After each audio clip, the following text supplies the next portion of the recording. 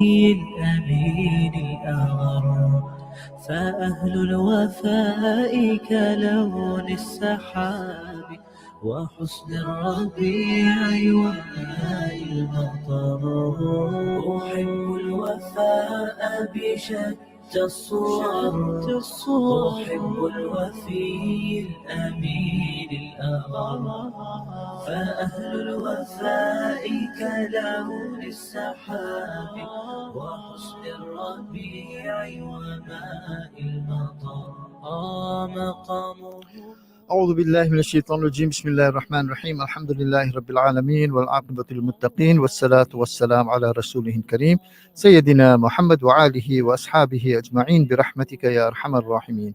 All praise is due to Allah, the Lord, cherisher, nourisher, sustainer and master of the universe, the most gracious, the most beneficent, the most merciful. Ya Allah, it is on you that we worship and it is your guidance that we seek. Ya Allah, keep us on the straight path. Ya Allah, shower us with the choice of mercy. Ya Allah, shower us with the blessings. Ya Allah, guide us. Greetings, salam, salutations on our beloved Nabi Muhammadur Rasulullah sallallahu alaihi wasallam. 14 minutes past 9 on this Friday evening, the 19th of July 2024, the 13th of Muharram 1446. Assalamu alaikum wa rahmatullahi wa barakatuh, and welcome to Let's Chat on Radio Al Ansar with myself, Faizal MJ Suleman. Yes, an absolutely beautiful Friday evening, the end of the week. We are now winding down, preparing for the weekend, and you're going to be spending tonight in the company of myself on a Let's Chat. Tonight, Let's Chat is going to be slightly different in that for the first 20 minutes, we're going to be discussing some community matters, and then at 9:30 approximately, Dr. Mark Moodley and Nadia Bayat will be joining us on discussing autism. So inshallah ta'ala, we're going to be having quite a full program this evening. Engineering for me is Moodley, and the program is produced by Hajra Kota and the community segment by Sister Swaliha. I have in the studio with me, and I'm really honored that I have to have with me the chairperson of HUDA SA, Brother Ismat Muhammad. Ismat, assalamu alaikum wa rahmatullahi wa barakatuh, and jazakallah khair for joining me on the studio this evening. Wa alaikum assalam wa rahmatullahi ta'ala wa barakatuh, and jazakallah khair for having us. You know, it's nice having you in the studio because I'm always talking to you on the phone. Exactly. And I'm also quite honored to have the fundraising manager for HUDA SA, Brother Ahmed Farooq Imam Ali. Ahmed Farooq, assalamu alaikum, and jazakallah khair for joining me. Wa alaikum salam wa rahmatullahi wa barakatuh. Jazakallah for having us over. Absolute pleasure. Now, Ismat, I introduced you as the chairperson of HUDA SA. Introduce HUDA SA. Who is HUDA SA? What is HUDA SA? HUDA SA, the organization's name is the Humanitarian Development Alliance SA. HUDA SA in abbreviation. HUDA SA was established in 2016. Alhamdulillah, it's going to be 8 years. Our vision is, how do we continue the legacy of the Ummah of Muhammad Sallallahu Alaihi Wasallam in respect of community work, Islamic work? Mm-hmm. So it's not only looking at a organization on HUDA on its own, it's looking at the Ummah. And we have established two major programs. One is the Muslim Integrated Development Plan, and that is how we can strengthen Islamic work in collaboration between Muslims. The second is the Community Integrated Development Projects. Now, when it comes to the MIDP, remember we did research on the work of Muslims in Durban. From there, we identify challenges and we look for solutions. In that, we have now, to the Community Integrated Development Program, we are supporting 16 Islamic centers and 1 orphanage. Alhamdulillah. Right? Excellent. The idea here is, as we went through, we found these community centers, Islamic centers were struggling.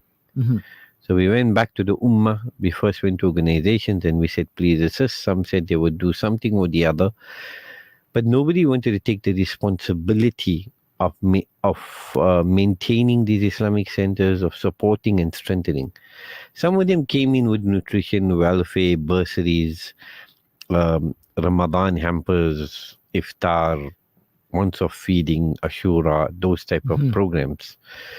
What HUDA SA does is, you see, when you go into a community, we're going to ask ourselves, so like tonight we're speaking about Ilovo Islamic Center. Yeah. We're going to go into it, and what we found is, we found a Sheikh Yusuf from Balo, a brother formerly from Malawi, now living in South Africa, married, living there. He bought a piece of land. And from there, he was selling chicken. He was running a chicken business. Okay. And many people came to him and said, "You're selling, what is this halal chicken and what is this dress?" And he had his hat and he had his kurta and everything. I said, "Who are you? What are you?" Now remember, this is on the south of Durban. Okay, if you're going down Durban, south coast, you take the intersection, Winkelspruit on your left, and Ilovo is on your right. Yep. Right at the heart of Durban. And people ask the question, who are Muslims? What is Islam? Now remember, we have Muslim businesses in Winkelspruit. Yes. We have Muslims living in the area. But nobody has given da'wah to the people. Okay. And here comes the sheikh. And what he does further is, he goes to another organization. I don't want to mention anything about the previous, but he goes to them, and for a very small amount of money, they put up one room, which they call an Islamic center, with no proper facility. The imam is living in a shack. Okay. But they build a center and they also leave. And this sheikh is left alone. And due to him being indigenous African, he has many challenges because people don't have the confidence of him because of racism. Yes. And because he's Malawian. So xenophobic within the Muslim community. Yeah. So he starts struggling. So when we do research, we go back to the Muslim Ummah and we say, guys, let's help. Okay. So some organizations came through, alhamdulillah, like we needed his shack where the imam was staying collapsed. Okay. And then we went to Human Aid, Brother Ahmed Osman and his team, and they put up one of their containers. Okay. So the imam is still staying in that container, or was staying until we decided. What happened after a while is, okay, we had like We Feed come in, do some nutrition, caring sisters every now and then. They did Sands Up with welfare and bursary programs, Islamic relief with Ramadan hampers, Qurbani. Other organizations came in because the whole idea was that HUDA SA here is to facilitate. But to facilitate an integrated development plan. How do you strengthen Islamic work in Ilovo, and how do you strengthen collaboration between Muslims to work together in that area? What is our plan for da'wah? What is our plan for Islamic education? What is our plan for welfare? What is our plan for education, for higher education? So it's just not one aspect. It's every aspect of it. And this is the way the Prophet ﷺ worked. So when it comes to this area, like the 16 Islamic centers, the same concept. Okay. And then how do you support the orphans and vulnerable children and orphan and vulnerable families? But not only that we promote Islam to poor, but we promote to everybody. What is our strategy and what can we do? So you must remember that this sheikh donated the land, a poor man. Yes. Okay. The center was built. He didn't worry about his chicken business. He started concentrating on the Islamic center. From no children attending madrasa, now we have 87 children attending madrasa, 15 ladies. Okay. So what HUDA SA does is we go in and then we say, okay, we ask everybody, and when everybody says we can only do so much, we, alhamdulillah, the Muslim community has been very generous in supporting the center for the many years. It's like the second Islamic center we were supporting. So it's for something like 6 years that we're supporting this Islamic center. And then what we found is the initial building that was built was caving in. The roof was caving in, the walls were caving in, the foundation was caving in. We had to finally drop it and start a new structure. So what we do is we go into an area, like Ilovo we've been, we support the Muslims in that area to take Islam forward. To do humanitarian work and development work, to strengthen Islamic work and take the message of Islam to everybody. But at the same time, we are going to ask the question continuously, what is our role of Muslims in Ilovo? It's also upliftment of humanity, empowerment. Like that center, alhamdulillah, the previous organization put in a hand pump, borehole. Many times the community has been without water. And that Islamic center supported the community. So you can understand, strengthen that center and take Islam forward. Absolutely. Now, Brother Ahmed Farooq, Imam Ali, as Ismail alluded, I think the phase 1 of the Ilovo Islamic Center has been completed. Am I correct in that? Correct. Now, obviously, can you describe what did this entail? Because it's quite a mammoth task having completed it. And what was some of the cost factor like in completing this? Okay. To start off with, we have started the project in December 2023. Okay. All right. And then we had challenges with the soil, the ground. It's been a soggy land. And we've overcome all of that with the help of the Ummah. And phase 1 was getting all the foundations correct. The brickwork, the roof, doors, windows installed, and the construction started. Alhamdulillah, shukr. That was phase 1. Okay. With our challenges that we had, we overcome through du'as, inshallah. Alhamdulillah. And what was some of the costs that were involved? Well, so far we have spent 2 million rand just on that phase 1 of the on center. the phase 1. The cost was mainly the foundation. Foundation. Okay. The waterlogged area. And then somebody may say, why don't you go for another area? Now remember, for a few years you established an Islamic center. Mhm. And what then happened is, because people realized the Islamic center was struggling, they put pressure on the local authorities, another religious group, totally, and they wanted to take over the center. Okay. So the question here is, do we move to a new place and leave that? Because if they take over, there could be a misunderstanding of that is Islam now. Absolutely. And misconcept. Yes. So we had to relook at it, and they said, okay, it's going to cost you more, but the foundation is going to cost you more Mhm. because of waterlogged area. And as Brother Farooq said, we demolished the first structure, Mhm. and then we started to build. Currently, we're renting a house, and we have A tent. a tent where they're still running the madrasa, and they're making And the salah. masjid, ji. Okay. They're making, whilst the structure is up, and as Brother Ahmad So- Farooq said, until last week, the roof is on, the Complete wet structure. works are done. But that is now for phase 2 now. That's for phase 1. For Phase phase one. 1. Phase 1 has Busy been with done. phase The one. 2 Okay. million he's talking about Okay. is where the foundation is set, the walls are built, Mhm. the structure is up, Okay. right? Okay. And the roof is on the Imam's house also, same. Okay. But no plastering yet. Now Okay. that's phase 2 where Brother Phase Ahmad 2 Farooq is will more tell the you. finishing, brother. Ji. Yeah. We also need to remember that phase 1 on the same footprint of with the structure that was that we demolished, on that footprint we started. Okay. That's why it cost a bit extra, because Yes. to sort the ground out, Mhm. you know. Gee. So Okay. phase 2 is the finishing items such as tiling, wuzu khana, paint and ceilings, plumbing, electrical works. That's part of the phase 2. Okay. And Gee. what cost factor are we looking for that? We're looking at about 1.5 million Okay. Okay. estimated. Gee. Inshallah. And That's No. also including the driveway. okay. Yeah. Okay. Now, Brother Ismat, what is the significance of establishing these Islamic centers in the communities? Very good question. So you must remember, an Islamic center is your base. Like I said, how do you implement an integrated development program Mhm. to uplift humanity, Mhm. to uplift fellow Muslims? The first aspect is to uplift fellow Muslims. Make sure they have proper education. Yeah. Those who accept Islam, make sure that you sustain them to remain as Muslims, because it's not easy for people who come from homes where they are mainly not Muslim, No. and now they have to accept 1 or 2 people. Mhm. So you got to make sure that there's Islamic education for them, there is support for them. For example, you got to make sure in the month of Ramadan there's iftar, Mhm. because some people may not be able to eat in their homes, Yes. because obviously the rest of the Halal, family is yes. not Muslim. Yeah. So they come to the masjid. You got to provide itikaf for them. Okay, you have the jamaats and the zikr groups that go there, Mhm. and they do the activities. So you need a base. Yes, So definitely. the Islamic Center is the base, and that's when we established the Muslim Integrated Development Program Mhm. to strengthen Islamic work further. So that is where we look at issues of poverty alleviation. That is where we look at issues of how do we build a relationship as a Muslim Ummah. So consider that your headquarters in Ilovo to spread the deen of Islam and to uplift humanity. Alhamdulillah. Now, these centers, Brother Ahmad Farooq, Gee. they incur substantial upkeep costs. Okay. Now, how do you manage the day-to-day maintenance and expenses? Because every day you got to maintain it, and of course, problems keep on arising, which we deal with. You are a fundraiser, sir. Allah shukr, alhamdulillah. One thing I'd like to say is that HUDA as they use the best quality of products. Mhm. We don't use A there and B here. No. What's in our house, we use better than that in Alhamdulillah. all of our centers. Yeah. This is the reason why we spend that amount of money for doing the foundation right. Mhm. We don't want to build something up today and then tomorrow Well, it's a boom. problem. Yeah. You know what I'm saying? Yes, we want that sawab.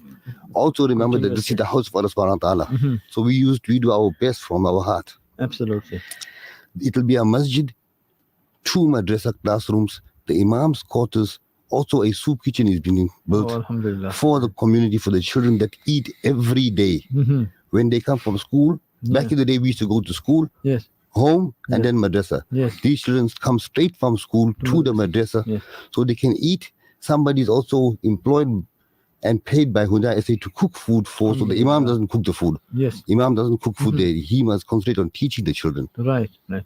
No, And then the children are nourished, they can learn the deen. Excellent initiative. Alhamdulillah, the contractors also told me that while this building is going up, there's 60 more children, families that have come in that they want to enroll in the new madrasa. Alhamdulillah, alhamdulillah. It's excellent. So, Excellent. Allah shukar, you can see that there is growth in Islam. Ameen. Alhamdulillah. It's my $1 million question for you. How can our listeners contribute and support your efforts?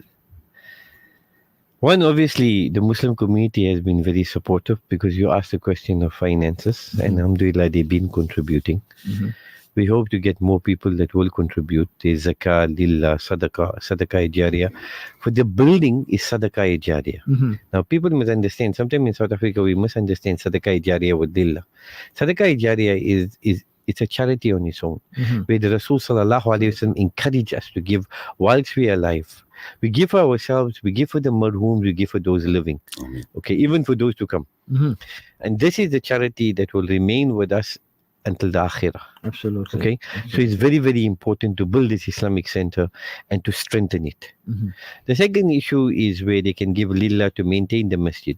They can give zakat to support the orphans and vulnerable children and orphan and vulnerable families. And you know, it is very important for us to understand it is our duty as Muslims to look after our fellow Muslims and fellow human beings, and therefore contribute. People can even come up with the concept and say, okay, we'd like to do a feeding scheme.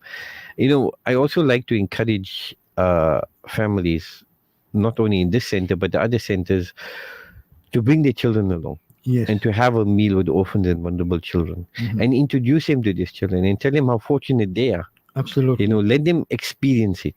But also that they should be fellow Muslims who can volunteer their time and say, we would like to go to the center. Like, for example, there's a group, actually it's run by our board member, one of our founding members, Sister Fatima Rajab, who's a teacher.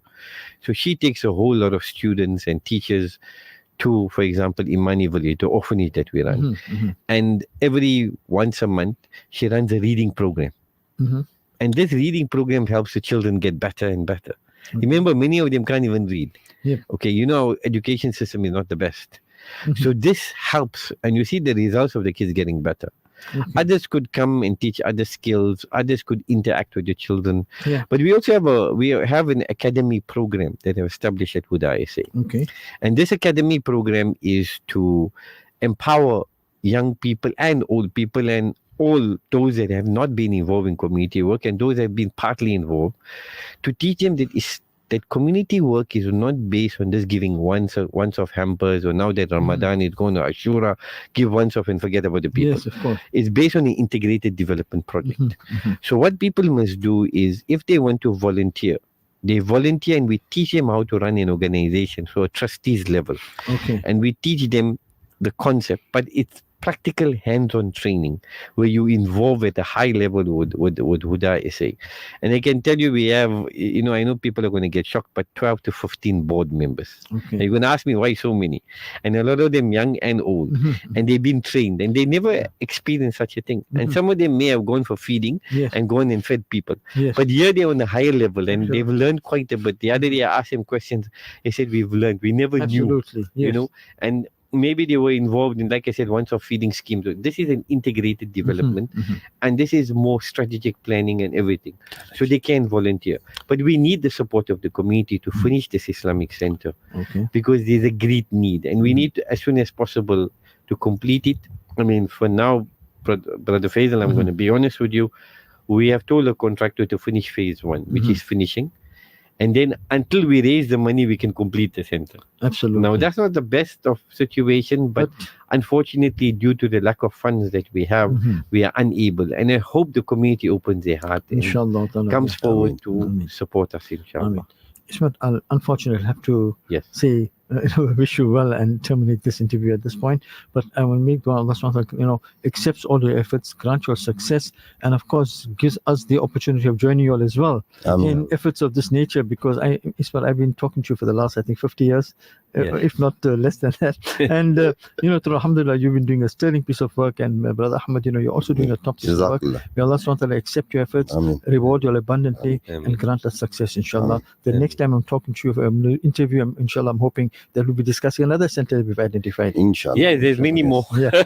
Okay. But you know what? It's amazing that we must thank Radio Al Ansar and your committee and your Sister Swalia, yourself, We've your got an outreach Brother team, Yunus Sakur, and Yeah. everybody, because you're assisting us in partnering on this. I think they've been impressed by seeing the work, and therefore they decided to do interviews.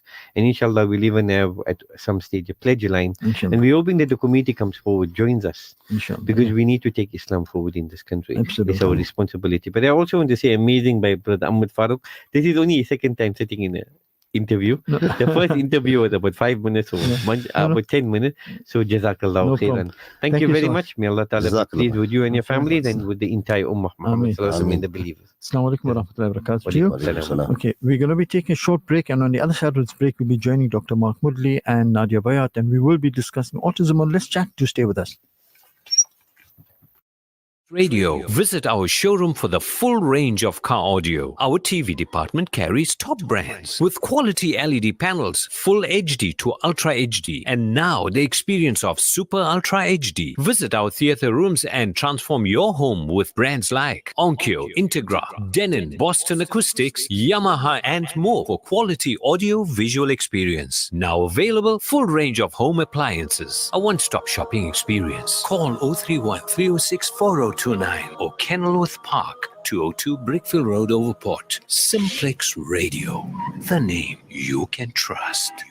The Outreach Slice of Life campaign. Since its inception, our Slice of Life has touched the lives of countless individuals through our distribution to schools, old age homes, orphanages, and deserving families within our community. This initiative has been instrumental in alleviating hunger. For only 9 rand a loaf, you will be providing a family with their daily staple, bread.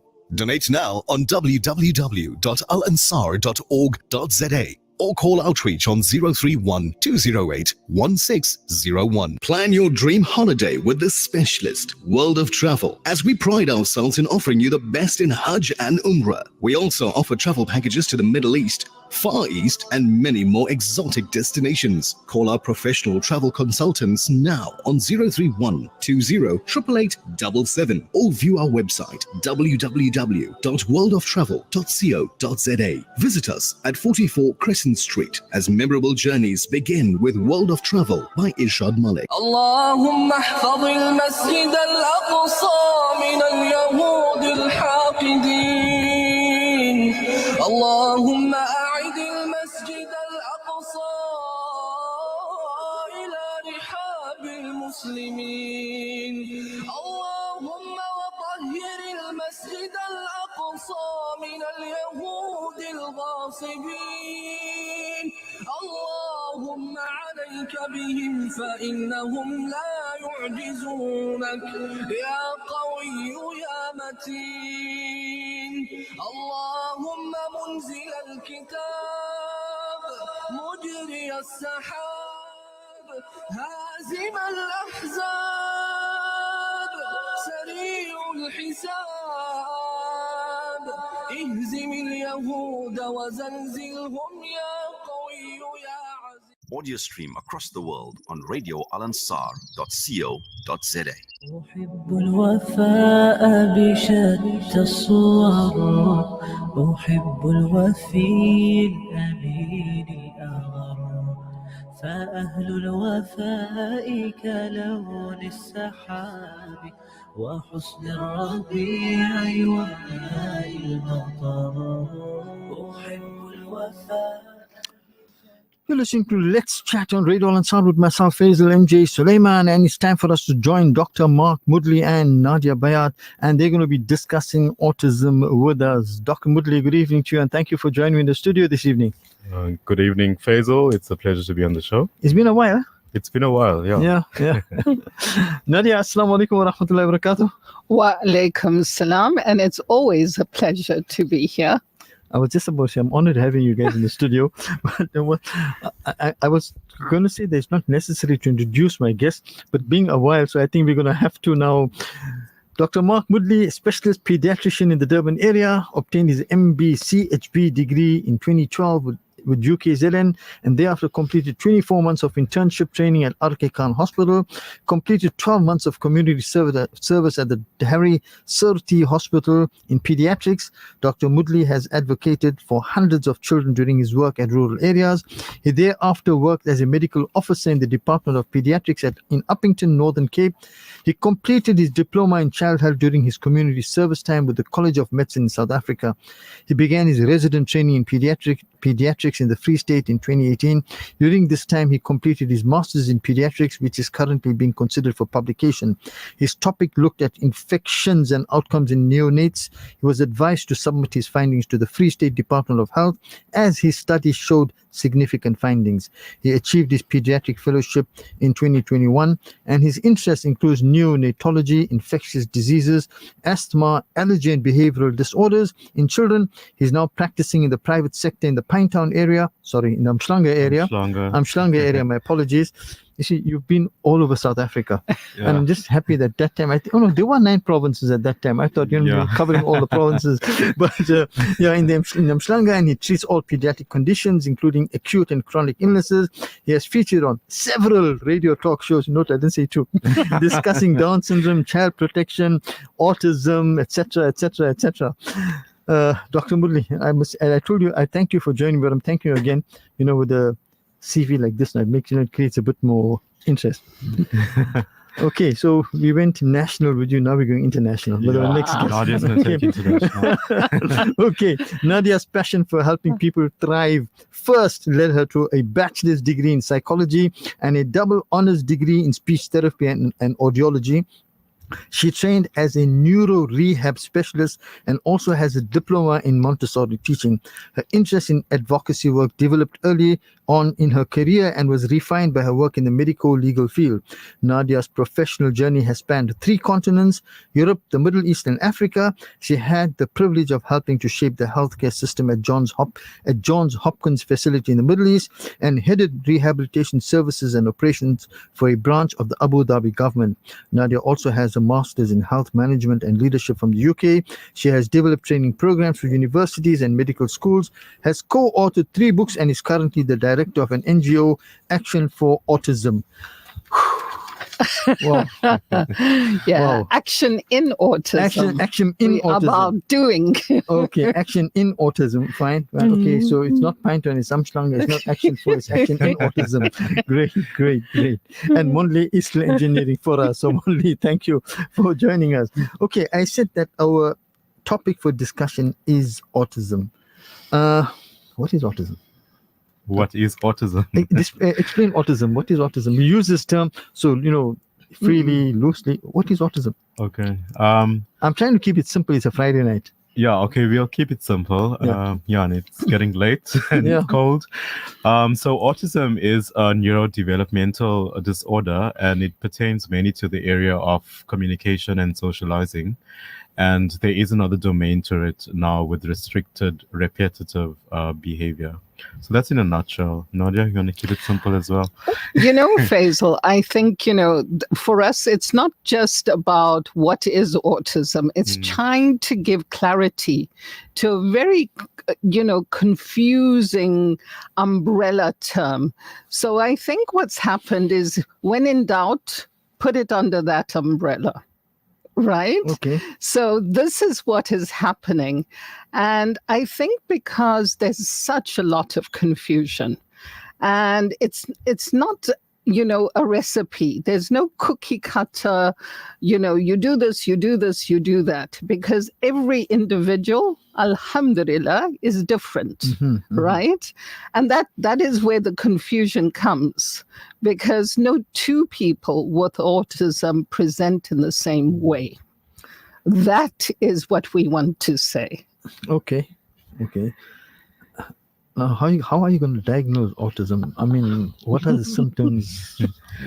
Okay, so diagnosis can be quite challenging and quite difficult because I think in South Africa, with our different languages and different cultures, that might have a an impact on making a diagnosis. And there's also very few people that's actually trained and comfortable with making a diagnosis, because when one diagnoses a child with autism, that's a huge implication on the parents and on the child. So diagnosis is predominantly on a structured interview with that parent. You need to ask that parent the relevant questions. There is criteria that the child needs to meet. We call that the DSM criteria. To simplify that, that's the psychiatric manual that they need to meet criteria for. And one needs to observe the child's behavior. So diagnosis is mainly by history and by examining the child's behavior. There are diagnostic tools that can be used, but the studies have shown that they're very limited, and we have very few people in South Africa that's actually trained. Nadia will tell us more about it. And we have some screening tests, but they're not diagnostic. They will just identify children that's at risk of developing autism. Nadia, you're going to tell us more about it, as Mark says? So, you know, Faisal, a parent said to me, and I think, this is the thing right now. He said it's no longer the dreaded C diagnosis, it's the dreaded A diagnosis for autism. Dreaded C, dreaded A? Dreaded C for cancer. Okay. We're not fearing the C for cancer. Okay. We are fearing the A for autism. No. And it's because you go to a doctor and a doctor will say to you, look, it looks like with all these things and what I'm seeing and observing that your child, is presenting and may be on the spectrum. And then you walk away and a doctor will say to you, well, I think you need to go see a therapist. Right? Yeah. Nadia, I agree. We should, if you see a child with a speech delay, the diagnostic, the DSM-5 criteria is there for you. So if you take a good history from the parents and refer the child to the relevant discipline, be it a pediatrician, a neurologist, a psychiatrist, one can make the diagnosis. Referring straight to therapy, I mean, you need a diagnosis. So yes, I agree, but it's almost like now you've got this diagnosis, but then where to? And who to? And how to? And how to navigate this journey. And that is the difficulty, Faisal. When you say how to, and you speak of diagnosis, then how do you diagnose it?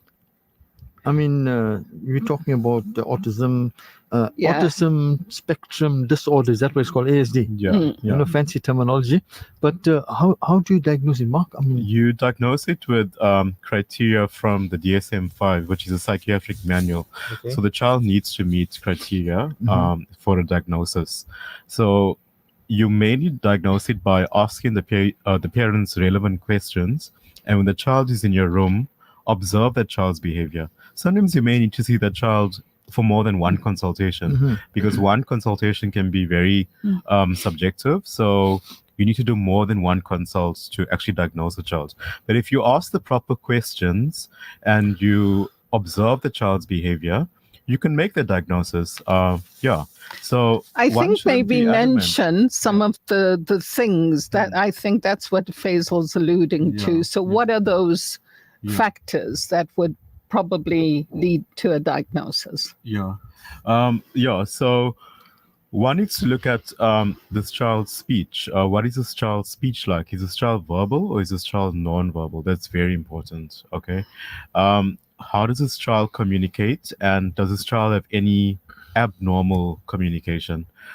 Is this child able to maintain relationships and friendships? And we talk about socio-emotional reciprocity. How does this child register emotions? Okay. That's in your first criteria, your group A. And then your group B will be your restricted repetitive movements. Does this child have any abnormal play? Does this child get upset when the routine has been changed? Are there any sensory issues in this child with smell, taste, touch, and meltdowns? Does this child have frequent meltdowns, especially when you take this child to a new setting? So, Faisal, that if we unpack all of that, it's things like you will see a child play unusually, Yeah. So instead of driving the cars and pretending and making the sounds of the cars, maybe they line them up, all of them. And or maybe they have a fascination and they spin some wheels. But that's sort of, things that are sort of say, oh, okay, so it's the kind of play that they engage in, or sort of fascinations for things like, maybe like Mark was saying at one point, water. So just want to play and watch water fall, or bits of string and stones, or things like a 4-year-old who's completely obsessed with antiques. That's unusual. No, absolutely. Yeah. So it's a very fixated sort of interest, and it's unusual for that age group. I've seen also staples, and there was a girl in my consultation room that was obsessed over my stamp, and she stamped away all the way to the door. Repetitive. And you had to then clean up after that. I had to clean up after that, yeah. Okay. But the bottom line is that their interests are slightly different to children who don't have autism. Yes. But now, Faizal, what we're learning is that we have what we call neurotypical, that's us, and then we have what we call neurodivergent.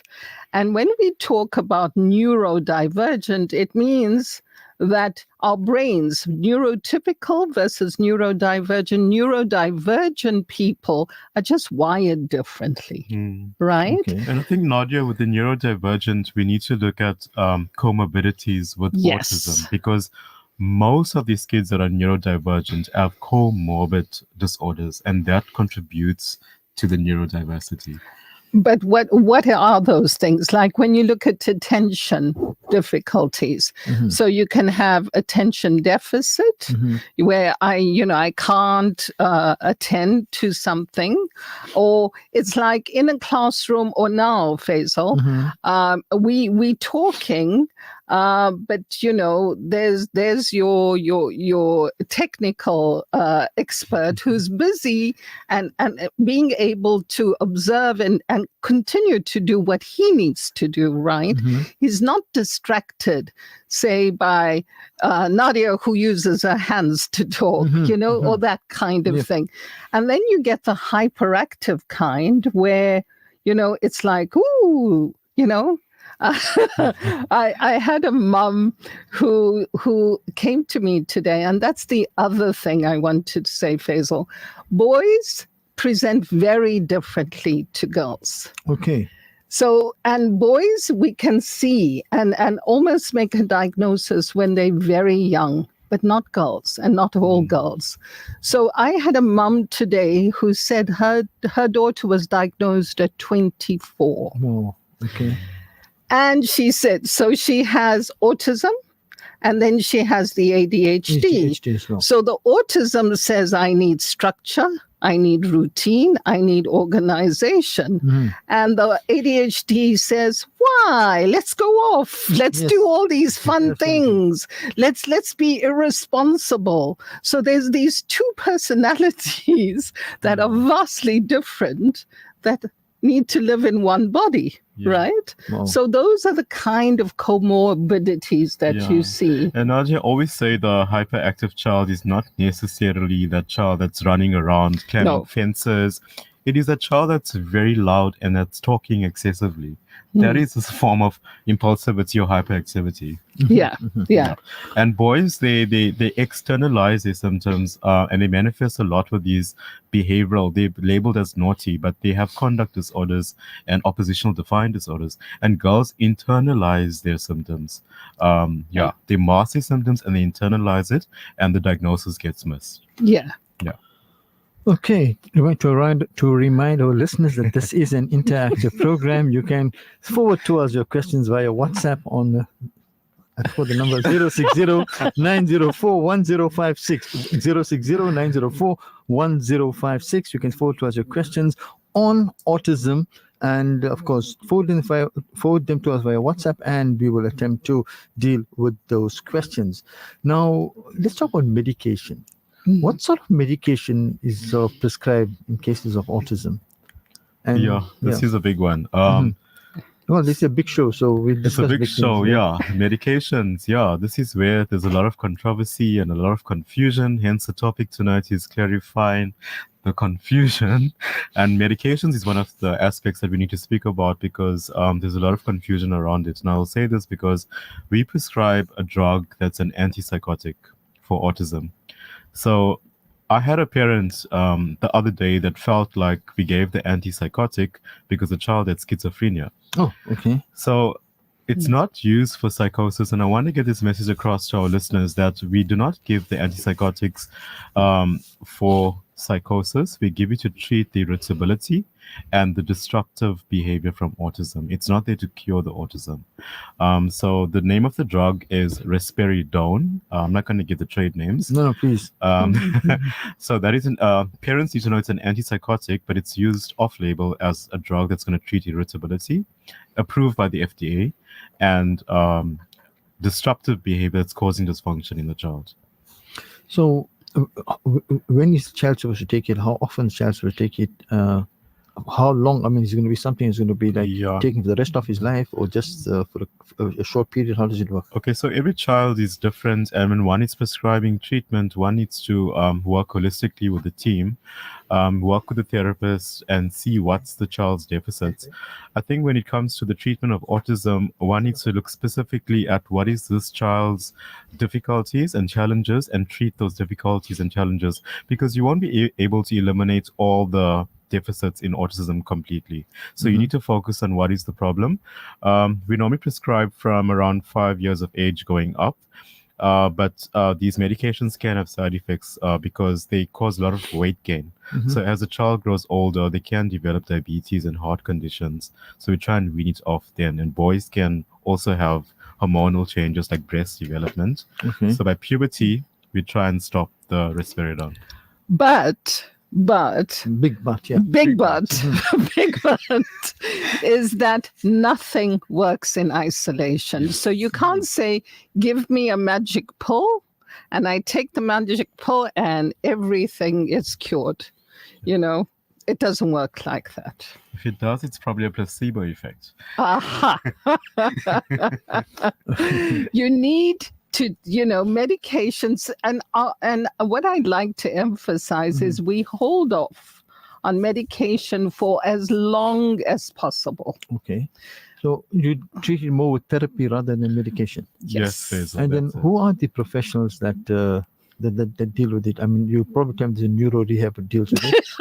Is there a psychologist that deals with it? Is a psychiatrist who deals with this condition? Yeah. There are numerous studies to show that when you intervene early, you can get better outcomes. That's proven. Early intervention is the most, I think the take-home message from the show tonight is early intervention. And the main people in your team is your speech therapist, your occupational therapist, your educational psychologist, and your teachers, parents, and your physician. They are the main people in your team. All right, I think Moodley tells me we want to take an ad break. So we're going to take an ad break shortly, but just to remind you that this is an interactive program. You can forward to us your questions on autism on 060-904-1056. We'd love to meet you. Pay us a visit. Radio Al Ansar.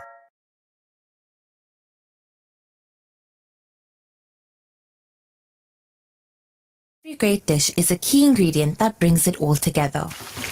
That ingredient is Sunfoil Pure Sunflower Cooking Oil, made from only the finest sunflower seeds. It's a perfect way to enhance the taste of your family's favorite foods. Sunfoil Cooking Oil is more than just oil. It's the key to bring your family together over a delicious meal and making every bite taste better. Remember, the key ingredient to a great family meal is sunfoil. Tradition just tastes better. Get ready, Overport. Amal, in partnership with Al Baraka Bank, Al Ansar Foundation, and Chats with Legal Center brings you the ultimate free advice event on legal, tax, and accounting. Mark your calendars for the 20th of July at 10 a.m. and head over to Al Ansar Hall, 189 West Road. Book your consult online at www.amal.co.za or come early and register at the venue. Remember to bring your documents for personal tax help and don't forget your SARS login and password. Don't miss out on this chance for expert advice, community support, and peace of mind. اللهم احفظ المسجد الأقصى من اليهود الحاقدين اللهم أعد المسجد الأقصى إلى رحاب المسلمين اللهم وطهر المسجد الأقصى من اليهود الغاصبين اللهم عليك بهم فإنهم لا يعجزونك يا قوي يا متين اللهم منزل الكتاب مجري السحاب هازم الأحزاب سريع الحساب اهزم اليهود وزلزلهم يا قوي يا عزيز. Radio Al Ansar, Durban 90.4 FM, Peter Maritzburg 105.6 FM. You listen to Let's Chat on Radio Al Ansar with myself, Faizal MJ Suleman. We are discussing autism, and my guests this evening are Dr. Mark Moodley and Nadia Bayat. Dr. Moodley is a specialist pediatrician practicing in Amstranga, and Nadia Bayat is a neuro rehab specialist, if I can put it that way, Nadia. And of course, we are discussing autism. You can forward to us your questions on autism on 060-904-1056. Now, we have received a few voice notes, one from a listener, and I think 3 voice notes which have come from patients of Dr. Moodley, parents as well. And let's just listen to these voice notes and we'll continue the program thereafter, inshallah. Assalamu alaikum wa rahmatullahi wa barakatukum. May Allah be pleased with your guests and your speakers, and mashallah to all the hikmah and advice that you've given us. And inshallah, may Allah give them the easiest of tests in this dunya, inshallah, and give them the best of the akhirah. May Allah assist with their issues mentally and physically. Assalamu alaikum, Zakaria Mansoor from Durban. Jazakallah khair for that, brother Zakaria Mansoor. And we'll listen to a few voice notes from patients of Dr. Mark Moodley. My son was diagnosed with ADHD at 8 years old, and then at 12, he was diagnosed with high-functioning autism. Having a child on the autism spectrum is very overwhelming. I, for one, at times feel that I have failed him. Most importantly is acceptance. When you as a parent accept who your child is, or accept that your child is autistic, the world does not matter. I have accepted who my son is, and I am not ashamed of it. As sad as it is, there is a stigma attached to autism. Society feels that autism is a disease. Autistic kids are naughty. They even think that an autistic child should look a certain way. To me, it is the lack of knowledge. Having an autistic child brings about many challenges. They have difficulties with empathy, social challenges, sensory challenges, communication difficulties, difficulties maintaining friends, fixation on objects, misinterpretation, anxiety, depression, manipulation, and many more. My son, for one, comes across as being rude. My daughter, being the middle child, had to take upon the role of being the eldest. Because so much of focus was put on my son, we had to sit her down and explain that we were not favoring him, but the challenges that he was faced with, and that she had to be more understanding towards him. At the beginning, my husband and I were always at each other because of the manipulation. My son would tell his dad that mom's okay for something he wanted, when in actual fact that was not even the case, and vice versa. My message to parents from my personal experience is acceptance, knowledge, getting them the help that is required. Create a safe environment. Allow your child to grow where your child feels safe to come to you. For us, medication works. Do not care about what society thinks. Look at autism as a superpower. Hello, my name is Melissa. I am mom to Yashil, who is 7 years old. Due to him not talking, we had to check why, and then he was diagnosed at 4 years with autism and ADHD. Doctors put him on meds, and there was a very big improvement in his behavior, sleep patterns, and speech. We have to work with his therapists and doctors to help him with his delays. We have enrolled him into a special needs school, and he does very well. With Yashil, we have to be very specific about his belongings. He has a certain way to keep or place them when playing or has to carry around with him. His home is his safe place. At home, he is himself, where he can play how he wants. But at school or outdoors, he is very different. He's quiet and shy and follows instructions. There are no complaints about him from teachers or people he meets outside of home. But at home, he is aggravated if he is aggravated. He has a tantrum and likes to be in his own space until he wants to communicate with you. Yashil is very particular about what he eats. All depends on smell and sight. At one stage, it was noodles only. At another, it was fried chips. But now his eating habits has changed. He is trying out new stuff, but he will tell us what he wants from what he sees on TV or other children eating. He has a big sister. They don't see eye to eye on everything. He interferes with her a lot, and I don't interfere in that relationship.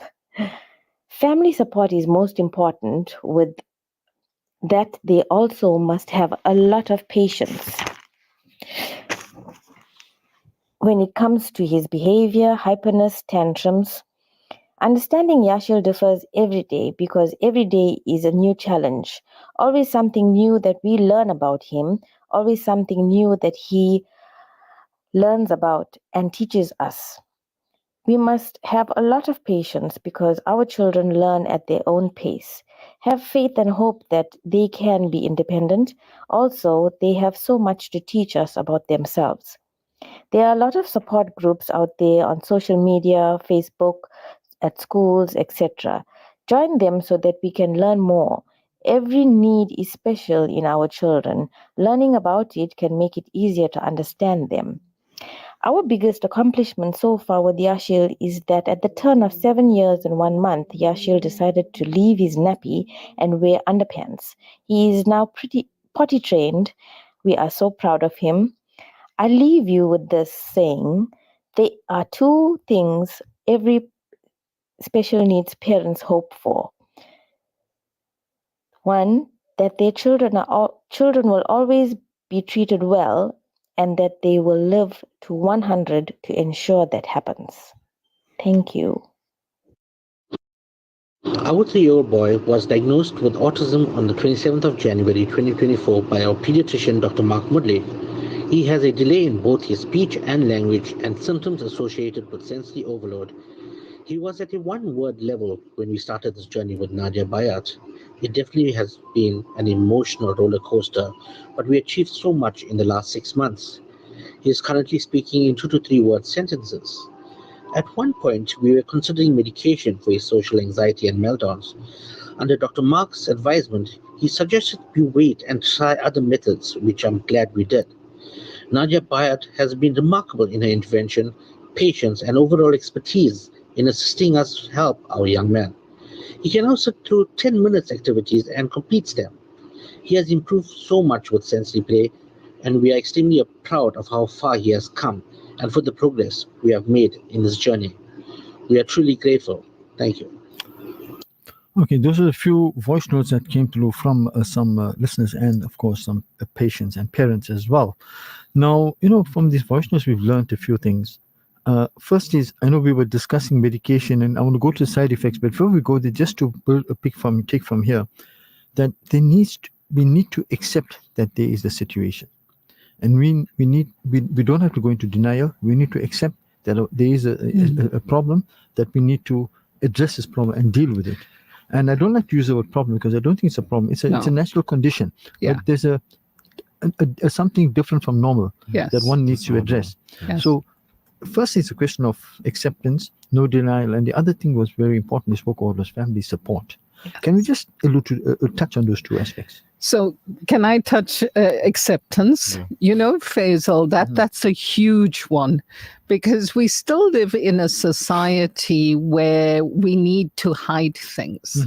And I had a mum say to me with a young adult who is on the spectrum, she said to me, Nadia, if I see you out in the community or at a function, I will not talk to you, because I do not want anybody to know that my child is on the spectrum, because my child has to one day get married in this community. Yes. And for me inside, and I mean, I've got to put on my, face that doesn't say anything, but I'm thinking, oh my goodness, if you are playing this game of hide and seek and hiding this under, what are you saying to your child? That you are not good enough? Exactly. So I think it's a huge mistake that parents make by not accepting that it's a situation, because as you say, you are telling the child there's something wrong with you. Yes. You are is inferior. I don't want to tell people anything about it, and that's going to affect the child psychologically as well. And this is what is happening, Faizal, is the mental health. And these, you will find our people who are bright enough to understand, yes, they're different, right? And they see it and they feel it. And, depression. Mark was talking about one of the cases he sees, and self-harm, all of these things, suicide rates. Amongst autism? Yes. Yes, high. Bullying, victimization. Yep. It's a huge thing. It's almost like here's a target, here's somebody you pick on. And I think that whole thing of acceptance. And as a parent, you've got to be the strongest advocate for your child. Absolutely. And if you thinking, oh my goodness, I've got to hide this. I mean, Mark, we've been through parents who think, in certain cultural practices, this is evil. There's something wrong with, a demon possessed, right?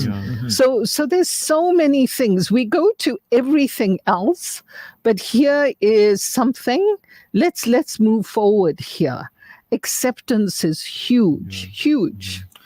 There's a huge cultural aspect to it. Like Nadia said, some patients have said that this might be a case of demon possession, or it might be because of failure to do certain rituals. But I think when we have these patients that come with cultural issues, we need to be very sensitive to what they tell us. And we can support them in what they want to do, but as long as it does no harm to the child. Nadia touched on acceptance and support. Parents, they don't know that there are support groups out there. They don't know this. So we will give out the details. Nadia knows all the support groups. We will give it out so that they can get support. Getting WhatsApp groups, doing shows like this is support on its own. And it's doing our community a huge favor. And that is why we are here, because we want to help and serve our community. I've had patients that told me, and I'm going to say this because it's quite serious. Mothers have told me that they are suicidal because they cannot manage their child. They have told me this, and the only reason why they're still alive is because of their child. This is how challenging the situation is. So society should not make this disorder more difficult than it is already for that parent. If you do not have a child that's autistic, please do not pass judgment to a parent that has a child that has autism, because this is a disorder. And let's get back to medication. Okay, you did say that there was medication that was used. What are some of the side effects and the impact of long-term use? The side effects of the antipsychotics is mainly sedation. They can become quite sleepy. I even told some therapists at a talk I had today that these children will come in for therapy and then they're very sleepy and sedated, just to speak to the physicians rather to see maybe we can taper the dose. Sleepiness, they can have some skin rashes, as with all medications. Seizures are common. In the long term, they can cause a lot of weight gain. These children eat a lot and they gain a lot of weight to the point where they become obese and even morbidly obese. I had a kiddie that was morbidly obese and now he's developed diabetes and it's already like at late stages. But a lot of medications also cause loss of appetite. Yes. So when children take it, they don't want to eat. So that's the other side effect. And you have this period where it works, and then there's a sort of so you talk about a wearing off. A wearing off, yeah. And it depends on whether they on a short term, what would you call it? Short effect or a long term, yeah, so a the longer. half-life of the drug. Yeah. So that also impacts a child a great deal, I think. So I advise these moms rather to give the breakfast before the meds than giving it before. Then you can, get the child. You don't want that child to be undernourished. That's the other thing. Yeah. I mean, Faisal, when we talk about things like sensory, so we have children who eat a very, very restricted diet. I've got no children who will only eat things that are white, right? So anything has to be white, right? I have a little one who eats cereal 3 times a day. Okay. And now we kind of adding things to the cereal. So we adding protein powder because that is it. That's the limit to what he will eat. So we adding, additives to make it more nutritious, right? Now we've learned we can mash banana and hide it in the cereal. So yay, we're winning. Yes, of course. And then his mum sent me the most amazing video of him sitting with, he likes chocolate, but it's always been like, okay, a little bit. He was sitting with a tub of Nutella and a spoon. And usually you would say, oh my goodness, never. But we both went, Mum and I went, yay, because here he was for the first time actually trying something completely different out of what he usually does. That you sent. I sent it to you. I can see that. Yeah, and sometimes they don't take enough fiber in their diet and they tend to get constipation. That's very common. And they also have dental caries. That's another red flag. Yeah, dental caries. Is there a cure for ASD? It's maybe you can discuss some myths and fallacies with me. Oh, the myths. We need an all new show, Faisal. For myths. You need a new show. Okay, I get the message. I get the message. You do another show on that. We say it's a neuro developmental, but it's lifelong. Yes. You don't outgrow autism. You don't. Okay, but you learn to live with it. You learn strategies, you learn how to articulate and describe what you're feeling. So we give you the language, we work on the words, we look at strategies to help you cope better. So if, for instance, you will see young children walking around with headphones, noise cancellation headphones. So it allows them to be in a busy place and not be totally overwhelmed by all the background noise. Yeah. Okay. My favorite 3 myths are, the first one is autism is caused by vaccines. The MMR vaccine in the old days, apparently it was given before the child presented. There's been numerous studies that fact is disproven. So please vaccinate your child. In pediatrics, we focus a lot on preventative medicine, and vaccinations for us is very important. So take your child for vaccines, because if you don't, your child can get quite serious illnesses that can lead to mortality in children as well. So please vaccinate. The second one is, my child has autism because I'm a bad parent. That is not true. It's genetics. Being a bad parent does not alter your genome. So that's not true. And the third one is my favorite one. Autistic children have special talents. They don't. We all have strengths, we all have weaknesses, and neurodivergent children also have strengths and weaknesses. So just because you have autism does not mean you're the next, what's it, Einstein. Now, how did you know I was going to ask you that question? Because that's a question that's come through. Is it? Really? Yeah. Okay. I mean, do children who do autistic children have special talents? Well, yeah. Now you can touch on Suvan's a bit. It's not a special. We have strengths and weaknesses. I would call it a strength. Yeah. Yeah. So you do, before the term for it was Asperger's. Yeah. So those with, and you will find with children that they do. So it's like I would say Asperger's disorder. Yeah? Asperger's, yeah. So it's your Sheldon from Big Bang, I know 3-year-olds, I can read a story to them, and if we're reading it again, before I've got to the next page, they've already told me verbatim what is on that page. And they're not reading, they're just listening. Yeah. Right? So they will be children who we call hyperlexic. So, and they will read words that they like and fascinated with, like Looney Tunes or McDonald's, and they only 2. Right? Or little ones who can count to 100, know their shapes, know their colors. But these are splinter skills. So you still have to try and put it within the context and foundations of everything else. So they have, yes, huge strengths, but also there's the difficulties because they're not able to do what their peers are doing at that age.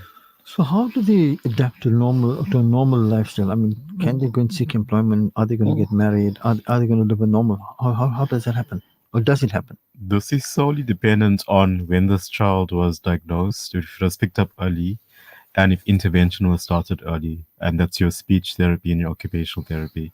That's a very strong prognostic factor of autism. Early in identification and early diagnosis and early intervention. That's a very, very good prognostic feature. Now, when you say early intervention, how young, I mean, at what age does these symptoms present? I mean, at what age can you determine or diagnose that a child has They autism? can present from birth. The baby would not be smiling at the mom and the mom is breastfeeding. There's no eye contact. Okay. But obviously it's very challenging in that first year of life. But 18 months? 18 months, if the child is not speaking, the child should be screened. Yeah. And your keys are things like children start to use the words and then they seem to regress. Yeah. Parents will tell you that, but he was able to do that and then he stopped. Yes. So those are kinds of things, but it's also, Faizal, it's got to do with a huge thing of, I don't want this to be, therefore it cannot be. And for a parent, the first thing you think of is, I am not a good parent. Yes. And that is the whole thing, is a lot of parents are in that space of denial for a long, long time. And that is sort of detrimental in terms of getting your child the support they need. In terms of early diagnosis, when we're looking at females with autism, like I say, I get contacted by young adults who say to me, I've been on social media, I've looked at all of this, I believe I'm on the spectrum, can you confirm? Okay. Right? So they're coming to you knowing that, hey, something hasn't been right. I've struggled with this. I've struggled with that. So I'm about, let's disable labels, but sometimes labels help us to understand what it is that is happening or what is happening with me. Speaking of label, sorry, Mark. You were saying? No, I was just going to say my favorite one again, the early walkers, late talkers. Yeah. So these are ones who, are up and walking and doing all sorts of things, but not really talking. So they're the pointers or take your hand to things, know. Yeah. So the communication. And they could develop quite normally in that whole first year of life, if not even better than a neurotypical child. Development is on par, milestones are met, and as Nadia said, they would learn a word eventually, and then it's gone. It's regressed. Big red flag. And at what age all of this happens? By 24 months, they would a child should be speaking a few words by at least 18 months. So by 18 months, if a child is not speaking, just saying mama, dada, that's babbling, that's a huge red flag. That child should be given an MChat, right, Nadia? I mean, Faisal, I had the absolute joy of meeting your grandson the other day, taking a walk. And you remember, when he was little, you would have a conversation and he'd respond. And you see children with this back and forth. You say something and they don't have words, but they acknowledge and they've got the tone. So they're listening to the intonation patterns and they seem to respond. So it's this whole thing of turn taking. You say something, I respond. You look upset and I'm like, oh, I can see that you know. So it's all about us being communicative partners. And with our people on the spectrum, that social communication is impacted and affected. No, your parents have told me they've sought like health. They went to healthcare professionals at 24 months when the child was not speaking. Yeah. And they were told that the child will speak later. It's okay. Just give it some time. Yeah. Or sometimes they will say, well, the doctor said he didn't speak till 5, so I mustn't worry about it. And I'm thinking... Yeah, so 18 months, please. Yes, do something. Do something, yeah. Okay. You use the word labels.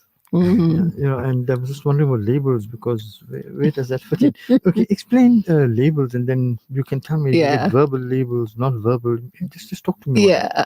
So it's this thing of where we label, and Mark was saying, I had a 9-year-old Faisal who's somebody had labeled schizophrenic, 9 years old. Wow. Right? I mean, that is an adult diagnosis, not a diagnosis you make with the child. So when you sit and you say these things, right? I say you're schizophrenic, or I say you have, multiple personality disorders. So when we do this, we're not actually describing what is happening with you. So if you don't understand, sometimes like the label, is good because it helps people understand what is happening. I now have this. I belong, or I can see and I can find more information that will help support me. But some labels are actually detrimental. Yeah. Okay. Yeah.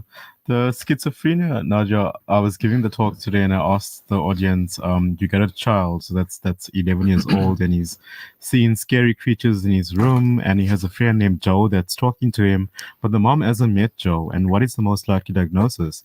And they told me schizophrenia. Schizophrenia can occur in children less than 13 years of age, but it's not that common. But in South Africa, if a child is having hallucinations and delusions, the most common cause for that is substance abuse. Vaping. There's weed in vape these days in schools. There's THC in the weed. Did you know that, Faisal? I'm just surprised at what I'm hearing. Wow. Yeah, there's weed in vape and it's in schools, and that can make you hallucinate. Okay. It's sad. Really sad. Yeah, but what we are saying is that, our population of children and young adults are also prone to be easily influenced as well. And when you're seeking answers, when you're looking for something so when you're feeling out of control and you're having this, sensory, it's like, oh my goodness, what's happening? Stress, anxiety, all these things are happening. You're looking for something that will help you. Right. And we constantly think about us. Right. I know when I'm stressed, I look for chocolate. See, we have something in common. I'm always coffee. Oh, coffee. No, I'm always looking for chocolate. Chocolate. So we looking for something to help calm our nervous system down. So if a young adult or a child thinks, "Ooh, my friend gave me a puff from that vape, and it really helped me," perhaps vaping is going to help me going forward. Yeah, right? going down that dopamine route. Yes. Reward. And that's Reward. to addiction. Yes. So these are the things that we have to be aware of and counteract, because that's not the way to go. We just, compounding a difficulty. Absolutely. 060-904-1052. Please call us. Sorry, don't call us. It's 1056. 060-904-1056. Do forward to us your messages via WhatsApp. And yes, are there any questions on autism? We will deal with them, inshallah. Sorry, it's that time of the night, I know. Yeah. I know. So these things do happen. And these are just, tongue twisters that are coming up. Absolutely. There's a WhatsApp page coming from a sister, Zaida. Zaida says that this topic is right up my alley. I worked at Hillingdon Manor School for Children with ASD in London. My name is Zaida, sister of Mariam Mohammed. I'm a speech therapist. Oh, excellent. Great stuff. Okay. Let's quickly go on what works and what doesn't. We got therapy, etc., and I'm not going to go through all those fancy terminology. I'll leave that for you. We're trying to not use terminology tonight. Yeah. And we won't bombard the therapies that parents, I will call it complementary medicine.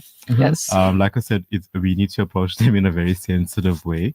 But do your research and see if it's going to cause a child harm, and then just let the parent know. Okay, parents are entitled to make decisions for their children, so that they can do what they want, but they need to know the side effects and what causes harm. So stem cells, that's number one. Studies are very limited, and there's not a lot about stem cells. That's what parents ask me about. Hyperbaric oxygen. Okay, so this is when the studies do not advocate for it, but and it's very costly. The information about the efficacy of it is very scanty and lacking. So what is it? It's increasing your atmospheric pressure. So that increases oxygen delivery to your brain. And apparently that reduces the swelling in your brain and promotes brain recovery. So hyperbaric oxygen chambers are what divers use. When they go, deep, and they get what they call the bends, so disorientated, all of those things, and they put them into a pressurized cabin. So somebody thought that this is an excellent way to cure autism. If you're looking at evidence-based medicine, in 2016, there was a systemic review with hyperbaric oxygen where they took 60 children and it didn't show any improvement. From 2015 to 2001, the studies have not concluded that it works. However, it can cause harm to the ears, to the lungs. It can cause sinus infection. So there are harmful factors associated with it. And parents will tell me, but Nadia, it does work. And I will say, yes, if you're sitting with your child for 2 hours every day in a confined space and you're giving them this one-to-one attention, yes. You didn't need to do that in a hyperbaric oxygen chamber. You could just do this at home, without having gone through all that expense. Absolutely. So we've got to look at all of these things. The world is such that people will, it's called snake oil salesman. Somebody will develop something and say, yes, because autism is now a big issue, they will say, oh, but it's used for that. And what we need to look at with these modalities that's coming out, like you spoke about the hyperbaric oxygen, and there's more and more that's coming out. We need to ask ourselves, is this harming my child? Because if it is, then don't do it. Yeah. You got to be very careful. Unfortunately, Nadia, Mark, that's all we have time for. I always say Can speak ABA just 2 seconds? Okay, we'll go for that. Yeah. Yeah, there's also a behavioral approach, which is based on reinforcement. And it's based on that whole Pavlov, where it was an experiment that was done with dogs. And, if you did something, I fed you. Okay. Right. Okay. And if you didn't, I didn't. Okay. And if you look at the first initial way of doing applied behavioral, therapy was if you did something good, therapists sat there and gave you a little piece of cookie or a sweet or a whatever for doing something right. So that's what they call, operant conditioning.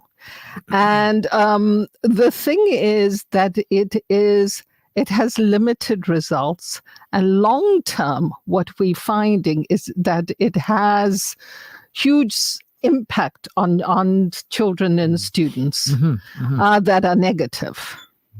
Okay. Are there any other what works and what doesn't? Because there's what works is early therapy. And integrated and holistic. You can't do one part without the other.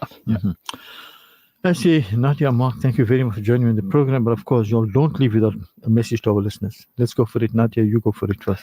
I think what I'd like to say is that autism is not a disease. So don't try to cure it. Try to understand the person. I think I always talk about leading with a culture of kindness.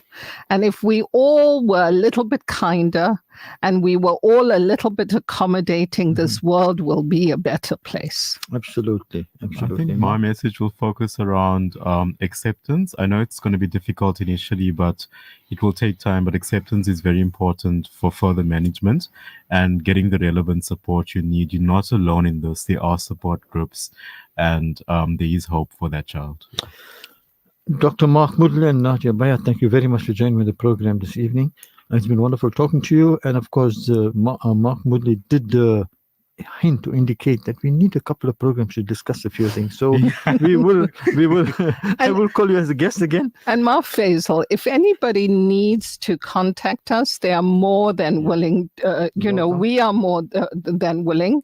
My number is 084 2555 912, or you can always contact me through the Action in Autism, because we run support groups, we run assessment and diagnostic. We also educate the public, therapists, and so they are welcome to contact me. And Mark? Yeah, and if you'd like to book a consultation, you can call my office on 031 566 3230. I am based in Umhlanga. My website is www.markmoodley.co.za. Okay, thank you very much, Moodley. Thank you for engineering for me. And of course, Hajra Kora, thank you for the production. Swalha, thank you for the guests insofar as the HUDA essay was concerned. I'll be back with you tomorrow morning, inshallah, at 8 o'clock on Rise and Shine. So till then, for myself, Faizal MJ Suleman, it's Assalamu alaikum wa rahmatullahi wa barakatuh. وحسن الربيع وماء المطر أحب الوفاء بشر